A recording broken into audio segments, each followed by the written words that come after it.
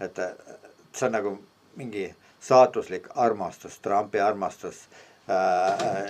armastus siis Putini vastu ja et muidugi lisab ta kohe juurde, et see ei ole Bideni sõda, et Biden ei alustanud seda sõda, Biden ei tunginud kellelegi kallale otseses mõttes, vähemalt mitte, et kui ka ta mingisuguseid midagi provotseeris seal kuskil kellegi arust, siis see ei ole ikkagi sõja ja agressiooni alustamine, aga agressiooni üsna ühemõtteliselt ja üsna selgekujuliselt igaüks võib aru saada, kellel normaalne mõistus on, et selle sõja alustas Putin, kes tungis siis 24. veebruaril 2022. aastal, mis minu arvates ei olnud juhtumisi, see võib küll paranoilisena tunduda, aga minu arvates ei olnud juhuslik, et see toimus siis Eesti